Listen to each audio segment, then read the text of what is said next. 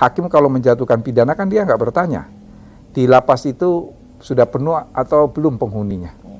Jadi kan seenak perut aja kalau dia mau menjatuhkan hukuman itu, ya. Dua hal ya pertanyaan Mbak. Yang pertama, bagaimana kita menangani isu overcrowding? Saya selalu mengatakan pemasyarakatan itu kan tempat pembuangan akhir. Jadi sebenarnya itu overcrowding itu sama sekali tidak ada keterlibatan pemasyarakatan di situ. Nggak ada. Jadi kalau orang yang mengatakan bahwa overcrowding itu tanggung jawab pemasyarakatan Kementerian Hukum dan HAM, itu tidak benar. Ya, itu salah. Karena yang mengakibatkan overcrowding itu adalah kepolisian, kejaksaan, dan pengadilan yang memutus perkara. Hakim kalau menjatuhkan pidana kan dia nggak bertanya di lapas itu sudah penuh atau belum penghuninya. Jadi kan seenak perut aja kalau dia mau menjatuhkan hukuman itu, ya. Dia tidak akan melihat apakah itu masih ideal ataukah tidak. Jadi ya seperti yang saya katakan, berhasilnya sistem peradilan pidana itu ditentukan oleh pemasyarakatan. Karena dia punya 3 tugas yang sangat berat. Tetapi celakanya, dalam undang-undang yang sekarang ada, Undang-Undang nomor 12 tahun 1995 atau 2005 saya lupa, tentang pemasyarakatan, ya, kan kita tidak terlibat dalam proses pra-adjudikasi. Kita ini hanya tempat pembuangan akhir, hakim memutus perkara, lalu kemudian jaksa mengeksekusi, ditaruh di lapas, dan lapas tidak mungkin bisa menolak. Lapas nggak bisa mengatakan bahwa ini tempat kami udah penuh, nggak bisa. Ya, jadi keliru kalau mengatakan bahwa overcrowding itu adalah salah satu hasil kerja dari pemasyarakatan. Tidak demikian. Enggak, kita nggak ikut campur tangan di situ. Ya, berbeda kalau dalam RUU Pemasyarakatan yang baru, kalau itu disahkan, maka pemasyarakatan terlibat dari pra-adjudikasi. Jadi dari awal dia sudah dilibatkan. Sudah jelas bahwa restoratif justice itu adalah salah satu solusi untuk mengatasi overcrowding. Karena dengan restoratif justice itu diharapkan akhir dari suatu perkara pidana itu tidak berujung di pemasyarakatan, tapi diselesaikan, lalu keadilan bagi korban dipulihkan, demikian juga pelaku dibina untuk tidak lagi mengulangi perbuatan. Ya, yang pertama adalah kita melakukan redistribusi napi. Tapi redistribusi napi itu bukan jalan keluar, karena berapa banyak lapas yang harus kita bangun. Betul. Ya, kita kelebihan lebih dari 100.000 narapidana, ya. Itu tidak mudah, tidak mudah. Sementara kita tahu persis anggaran untuk membangun lapas yang dengan standar keamanan yang ideal yang itu, ya, lapas kosong itu kan sekitar 300 miliar. Jadi kalau kita pakai logika matematika saja, 100.000 overcrowding misalnya, mau lapas yang besar dengan daya tampung 2.000 sampai 3.000, katakanlah 2.000. Berarti kan kita membutuhkan sekitar berapa itu? Sekitar 50. Betul kan? Sekitar 50 lapas. 50 lapas itu kalau dikalikan 300 miliar, itu kan tidak sedikit. 305 miliar itu masih kosong. Ya, kosong. Berarti itu kan kita membutuhkan sekitar 15 triliun. Belum isinya dan lain sebagainya. Jadi saya kira pertama redistribusi, yang kedua adalah memang kita memberikan apa yang menjadi hak napi, baik dalam konteks asimilasi maupun pembebasan bersyarat. Itu betul-betul harus ditegakkan, dan saya kira putusan Mahkamah Agung itu sudah mengoreksi terhadap PP 99 ya, dan itu merupakan suatu hal solusi dalam waktu dekat ya untuk mengurangi overkapasitas. Kalau APH mengatakan bisa mendorong RJ tanpa pemasyarakatan, itu sesat. Dia lupa bahwa pemasyarakatan itu adalah APH. Jadi yang kuno itu, yang sudah lama, yang basi itu yang mengatakan caturwangsa penegak hukum, yaitu polisi, jaksa, hakim, dan pengacara. Yang benar itu adalah pancawangsa penegak hukum. Yang kelima itu adalah pemasyarakatan. Jadi dia tidak bisa menegasikan pemasyarakatan. Karena kalau dia menegasikan pemasyarakatan, berarti dia menegasikan APH sendiri. Pemasyarakatan itu adalah aparat penegak hukum. Karena nanti seorang narapidana yang mereka kejar-kejar, mereka tuntut, mereka hukum, itu kan dia berhasil atau tidak, itu kan bukan urusan polisi, jaksa, hakim. Apalagi lawyer. Betul. Kan urusannya pemasyarakatan. Iya. Jadi mereka itu kan hanya tahu mengirim orang ke pemasyarakatan, nggak membina. Jadi keliru. Kalau dikatakan bahwa APH yang lain bisa melakukan restoratif tanpa pelibatan pemasyarakatan, itu keliru besar itu. Begini, makanya kita butuh untuk RUU pemasyarakatan itu segera disahkan. Mengapa kita butuh RUU pemasyarakatan segera disahkan? Agar pemasyarakatan bisa terlibat dalam sistem peradilan pidana mulai dari pra-adjudikasi. Kalau kita berbicara mengenai pra-adjudikasi, di situ ada restoratif justice, ya. Jadi tidak selamanya perkara itu harus diselesaikan melalui proses peradilan. Di situlah dilibatkan pemasyarakatan. Karena apa? Di dalam RUU KUHP, meskipun ada pidana penjara itu alternatif yang paling akhir. Ya, ada pidana kerja sosial, kemudian ada pidana pengawasan. Yang mengawasi kerja sosial dan mengawasi di luar kerja sosial itu siapa kalau bukan pemasyarakatan? Betul. Jadi dia mengawasi itu tidak hanya mengawasi lalu kayak mandor kereta api saja, tapi kan itu kemudian dia juga harus ikut membina. Betul. Nah, itu yang harus dipahami.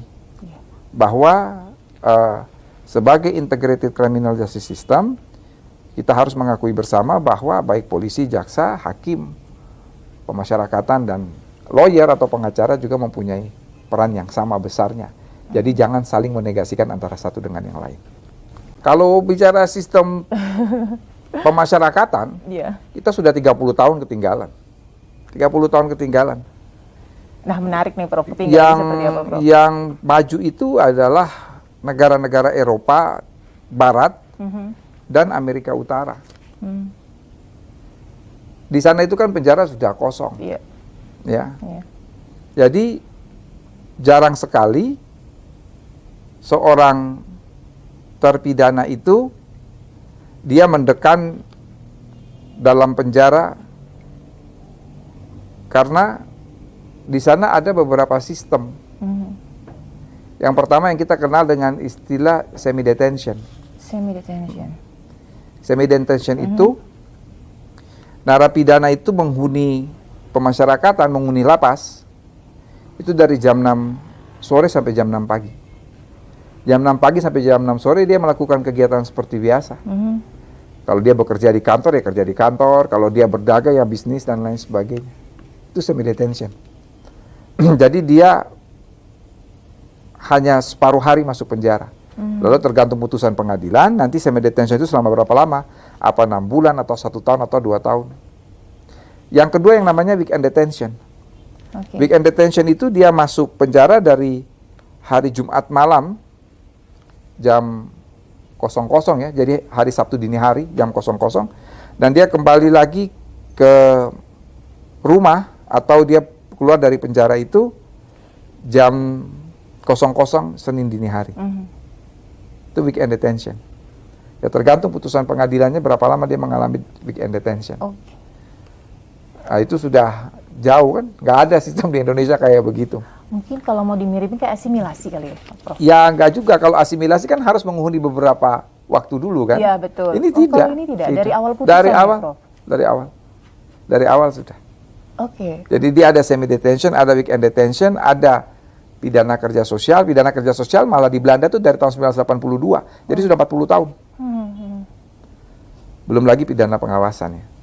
Ya, itu udah lama. Jadi kalau bicara soal pemasyarakatan ya kita tertinggal 30 sampai 40 tahun. Memang betul, tantangan itu tidak hanya aparat penegak hukum, masyarakat sendiri dulu itu tantangan paling berat ada pada masyarakat. Iya. Kan kita ini maunya kalau orang berbuat jahat kan dihukum yang seberat-beratnya, kalau bisa dihukum mati. Betul. Jadi apa? Menggunakan hukum pidana sebagai lex talionis, sebagai sarana balas dendam itu sudah harus dibuang jauh-jauh dari masyarakat kita. Selama masyarakat masih berpikir orang berbuat jahat itu dihukum seberat-beratnya, kalau bisa sampai mati di penjara, itu harus disingkirkan. Jadi apa ya, harus ada suatu pemaafan, dan yang lebih penting adalah bagaimana memulihkan korban. Nah, dalam konteks memulihkan korban itu adalah kita bicara soal restoratif justice. Iya. Nah, ini kembali saran lagi nih, Prof. Dengan kondisi kayak gitu kita harus ngapain, Dok? Prof, seharusnya. Ya, kalau kita lihat itu segera kitab undang-undang hukum pidana itu disahkan. Undang-undang pemasyarakatan itu disahkan, disosialisasi tidak hanya kepada aparat penegak hukum, tetapi juga kepada masyarakat. Iya. Menarik, Prof. Tadi Prof mengatakan KUHP dan undang-undang pemasyarakatan, bagaimana dengan undang-undang narkotika, Prof? Karena kan kita pahami nih separuh dari penghuni kita di kasus narkoba. Kalau mau pengguna mungkin 30%. Kita bayangkan kalau pengguna semuanya direhabilitasi bisa mereduce sampai dengan 30% isi hunian. Ya. Itu kan hampir 67-10%. Iya. Penghuni lapas itu kan narkoba. Iya. Narkoba itu penggunanya itu banyak sekali kan, yang bukan pengedar dan bukan bandar loh. Iya. Nah, itu kalau mereka direhabilitasi mestinya mengurangi. Iya. Nah, ini memang akibat peraturan pemerintah nomor 99 ya. Itu peraturan pemerintah dibuat tanpa suatu analisis yang tajam. Jadi asal buat saja, tapi tidak berpikir ke depan. Iya. Jadi sebetulnya ini apa yang sekarang kita hadapi itu adalah dampak buruk dari regulasi yang tidak memikirkan dampak di kemudian hari. Betul. Ini kan akibat PP itu. Iya. Iya kan? Betul. Yang tidak boleh memberikan hak-hak narapidana korupsi, terorisme, narkotika. Oke lah, kalau korupsi itu berapa ratus orang sih, nggak sampai 500. Betul. Terorisme 300, tapi ini kan nggak dipikir ini. Waktu bikin kebijakan ini kan nggak dipikir. Itu adalah isi hunian. Iya, nggak dipikir. Iya. Nggak dipikir, baru sekarang kemudian menyalahkan overcrowded. Emang overcrowded ini tiba-tiba overcrowded. Nah, ditanya siapa yang bikin kebijakan itu? Ditanya dulu waktu bikin PP 99 tuh berpikir nggak bahwa itu akan dampak overcrowded di kemudian hari. Nah, itu membuat kebijakan, regulasi yang tanpa melakukan analisis yang tajam. Dampaknya ya, Betul. Prof ya. Oke. Nah, itu kalau yang udah di dalam ya, Prof ya. Kalau ya gimana kita mendorong ini sama-sama, karena memang permasalahan overcrowding bukan masalah pemasyarakatan, tapi masalah kita bersama, termasuk juga masyarakat yang menyumbang masuknya warga binaan itu ataupun penghuni itu ke dalam lapas dan rutan. Nah, itu tadi, Prof. Kalau kita kan bisa melihat, Prof, ada beberapa kasus narkotika dia direhabilitasi, Prof, beberapa orang tertentu. Kan kita membayangkan apabila ya, semuanya makanya bisa sekarang ini kan begini. Kita sudah melakukan rapat kerja dengan Komisi 3 DPR. Dan insya Allah selesai reses pada tanggal 15 Mei akan dilakukan pembahasan revisi kedua Undang-Undang Narkotika. Di dalam revisi kedua Undang-Undang Narkotika ini memang terhadap pengguna itu direhabilitasi. Jadi itu kita berharap kalau undang-undang itu disahkan bisa mengurangi separuh lapas itu. Amin, alhamdulillah, Prof. Prof, kita agak beralih ke anak-anak, Prof. Anak-anak bisa dikatakan sudah sukses restoratif justice-nya dengan pengurangan dari 7.000-an sampai sekarang di bawah 2.000. Cuman boleh kita bertanya, ini pendapat Prof, ini the best interest for children itu bukan hanya dia harus di luar, ya kan? Kayak kita mencontohkan kasus Kelitih di Yogyakarta, ataupun ada kasus-kasus yang sangat sampai pembunuhan, pemerkosaan, seperti itu ya, Prof. Apakah menurut Profesor kasus ini pun bagaimana penanganan pidananya? Karena ada korban yang sangat tersakiti. Ya begini, apapun kejahatannya, kalau pelaku itu anak, maka dalam sistem peradilan pidana anak maupun dalam Undang-Undang Perlindungan Anak, yang paling diutamakan itu adalah untuk kepentingan anak. Yes. Ya, jadi memang harus didiversi. Karena apa? Yang diutamakan itu adalah pembinaan, bukan penghukuman. Ya, kalau toh dia dihukum, kan Undang-Undang SPPA itu membatasi kan, Yes, betul. bahwa apabila ancaman pidana mati tidak boleh dihukum lebih dari 10 tahun. Kalau enggak kan separuh dari ancaman pidana. Ya. Ya, memang untuk kepentingan anak itu lebih pada pembinaan, bukan pada satu penghukuman. Oke. Artinya kalau si anak terpaksa harus dibina di LPKA pun bisa jadi itu adalah the best interest, adalah Betul, kepentingan untuk terbaik yang kepentingan anak, bersangkutan. betul. Dan kepentingan korban juga ya. Betul, Ya. betul, Prof.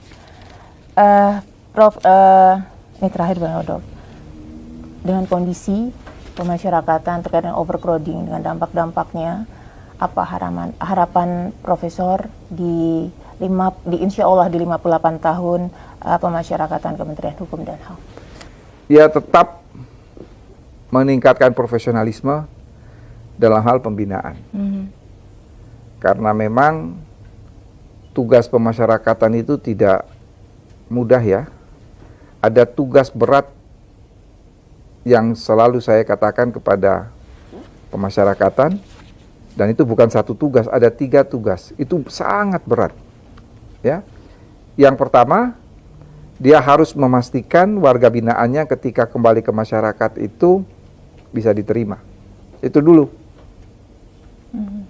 Tugas yang kedua, warga binaan yang kembali ke masyarakat tidak hanya diterima, tapi yang kedua adalah tidak lagi melakukan kejahatan atau perbuatan pidana. Nah, yang ketiga yang tidak kalah beratnya, pemasyarakatan itu harus bisa menjamin bahwa warga binaan setelah kembali ke masyarakat selain diterima dan tidak lagi mengulangi perbuatan pidana, dia harus bisa bermanfaat. Nah, itu berat itu. Tugas itu berat. Ya. Ya. Dia tidak mengulangi Iya. lagi saja sudah. Karena saya ingat saya waktu awal jadi wakil menteri itu belum sampai 2 minggu, saya pernah dengan Pak Dirjen Pas itu kita mengunjungi Lapas Cipinang, Rutan Cipinang, Rutan Salemba, lalu kita hitung-hitung jumlah narapidana berbanding dengan petugas keamanan. Itu kita masih kekurangan 20.000 petugas keamanan. Bagaimana kita mau membina orang dengan satu orang harus berhadapan dengan 50-60 orang? Itu nggak ideal dan doesn't make sense, nggak masuk akal sehat itu. Sudah rusuh dan tidak melarikan diri, sudah prestasi. Sudah prestasi, ya, Prof, betul. Ya. Ya. Prof, ini tadi yang ending Prof, saya ambil ke tengah ya Prof, saya Ya. ada yang kelupaan. Menurut Profesor, bagaimana sih peran PK ke depannya ini dalam sistem pembidanaan kita yang memang akan menekan pada restoratif? Ya jelas lah, kalau tugas pemasyarakatan begitu berat, maka kemasyarakatan itu sangat penting. Ya. Dan ya kalau bisa memang yang PK itu yang sudah senior, yang tahu betul malam melintang bagaimana menghadapi napi, itu penting sekali menurut saya. Lebih ke psikologis kali ya Prof. Betul. Ya? Oke.